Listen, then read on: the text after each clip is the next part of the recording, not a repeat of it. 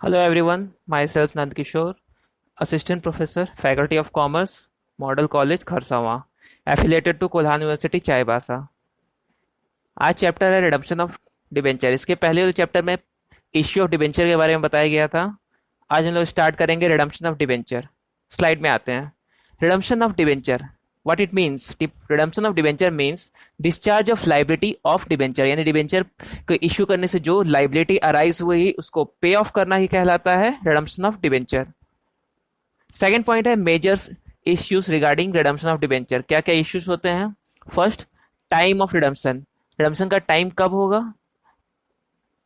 Redemption का time होता है उस डिबेंचर के एक्सपायरी होने पे ही डिबेंचर का पेमेंट किया जाता है। अब इसकी लाइफ की एक्सपायरी कब होगी। जो डिबेंचर के एप्लीकेशन में दिया गया था यही उसका टाइम ऑफ रिडम्पशन होगा।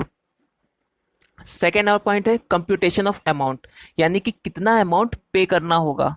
ये डिपेंड करेगा अग्रीमेंट या टर्म्स ऑफ इश्यू पे कि हमने डिबेंचर एट पार इश्यू किया था, पेमेंट एट प्रीमियम होगा, depends upon terms of issue. And the third one is determination of source. Source means कहां से मनी आएगा उस डिबेंचर का रीपेमेंट करने के लिए।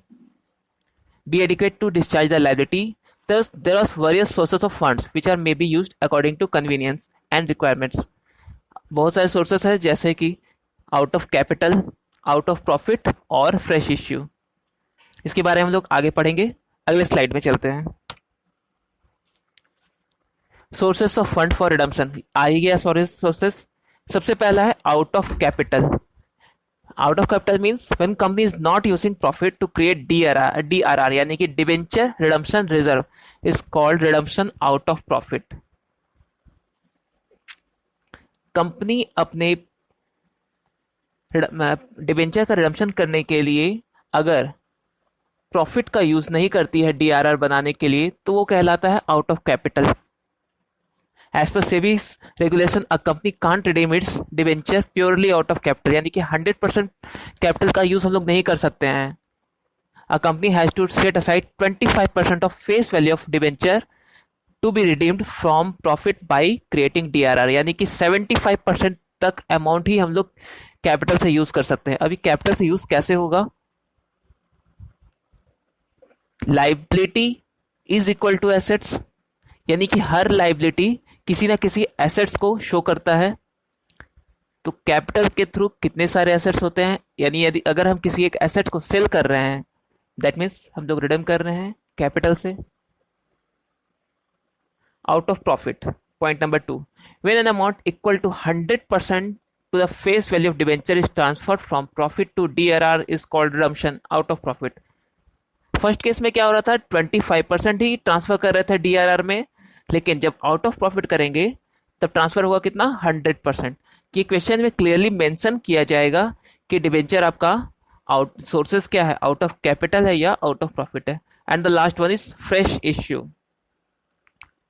इन this case company issue fresh securities. Securities में बी डिबेंचर, प्रेफरेंस शेयर और equity shares to the public and redeem the debenture from the funds raised, यानी जो पैसा मार्केट में हमने जो शेयर्स या जो सिक्योरिटीज इश्यू करके जो पाया है उससे हम लोग रिडम्पशन कर दिया डिबेंचर का। आगे आते हैं नेक्स्ट स्लाइड में।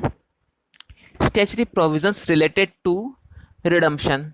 कौन कौन से प्रोविजंस हैं। A company is required to create DRR equivalent to 25, ये परसेंट होगा यहाँ पे, 25% of the amount of debenture issued before redemption of debenture commences, यानी डिबेंचर का रिडम्पशन जब से स्टार्ट होगा उसके पहले उसे डीआरआर क्रिएट कर लेना है एटलीस्ट 25% का। In case purely out of profit है तो 100%, और in case out of capital है तो 25% तक प्रोविजन क्रिएट कर लेना है। कौन सा प्रोविजन, डिबेंचर रिडम्पशन रिजर्व। ये rule number 18 subsection 7 of company share capital and debenture rules 2014 के अकॉर्डिंग है। Second point, creation of DRR is not required for issuing convertible debenture और for convertible part of partly convertible debenture, यानी ऐसे debenture जो कि या तो convertible यानी 100% कन्वर्टिबल डिबेंचर थे या फिर पार्टली कन्वर्टिबल डिबेंचर्स थे, तो उनके कन्वर्टिबल पार्ट तक के लिए डीआरआर क्रिएट करने का कोई भी रूल्स नहीं है। दैट मीन्स हम लोग डीआरआर क्रिएट करेंगे नहीं, कब? जब जो डिबेंचर है वो कन्वर्टिबल हो, क्योंकि कन्वर्टिबल डिबेंचर को इजीली कन्वर्ट किया जा सकता है। Point number 3, every company who maintain DRR shall on or before the 30th day of April in each year invest a sum which shall not be less than 15% of its debenture maturing during the year। यानी कि debenture redemption होने के जिस financial year में debenture redemption हो रहा है उस फाइनेंशियल ईयर के अप्रैल 30 तक में हमें 15% ऑफ डिबेंचर मैच्योरिंग यानी जो डिबेंचर रिडीम होने वाला है उसके 15% तक का अमाउंट से इन्वेस्टमेंट कर लेना है। और वो इन्वेस्टमेंट कब सेल होगा? वो इन्वेस्टमेंट सेल होगा at the time of redemption of debenture, उस इन्वेस्टमेंट को सेल कर दिया जाएगा। बेसिकली ये पॉइंट हमें कितने मंथ्स के लिए इन्वेस्टमेंट किया? 11 मंथ्स के लिए, क्योंकि हमने 30 अप्रैल को अगर इन्वेस्टमेंट किया है और करंट फाइनेंशियल ईयर एंड होगा 31 मार्च में, यानी मैक्सिमम 11 मंथ के लिए ही ये इन्वेस्टमेंट किया जाता है। नेक्स्ट पॉइंट है exemption from creating DRR. DRR कौन कौन इंस्टीट्यूशन या फाइनेंशियल इंस्टीट्यूशन नहीं क्रिएट करेंगे जिन्हें एग्जम्पशन मिला हुआ है? All India financial institution regulated by RBI, जो बैंकिंग कंपनीज हैं यानी प्राइवेट बैंकिंग कंपनीज और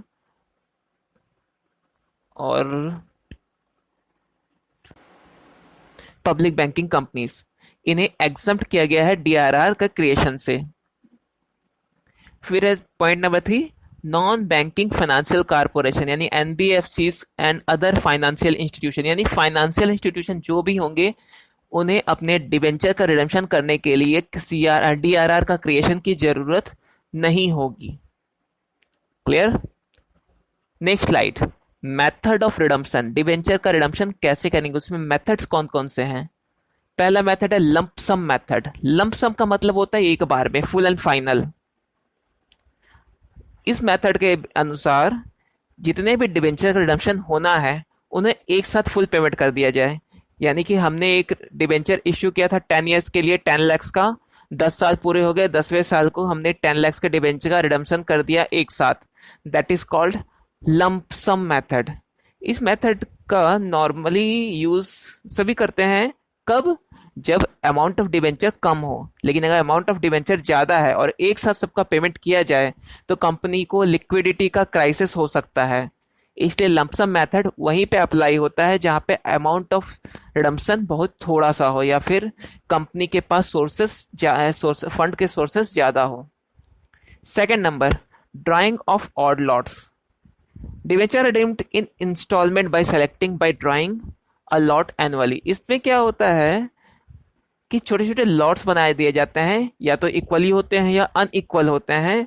जितने भी डिबेंचर रिडम्पशन होने वाले हैं, जैसे प्रीवियस एग्जाम्पल में हमारा एग्जाम्पल था 10 लाख रुपीज का डिबेंचर है 10 ईयर्स में, तो ऐसा किया जा सकता है 5th ईयर में कुछ डिबेंचर रिडम्पशन कर दिए जाए, या फिर 10 ईयर्स है तो इक्वली डिस्ट्रीब्यूट कर दिया जाए 10 ईयर्स में, पर ईयर 1 लाख रुपीज का डिबेंचर रिडम्पशन किए जाएंगे।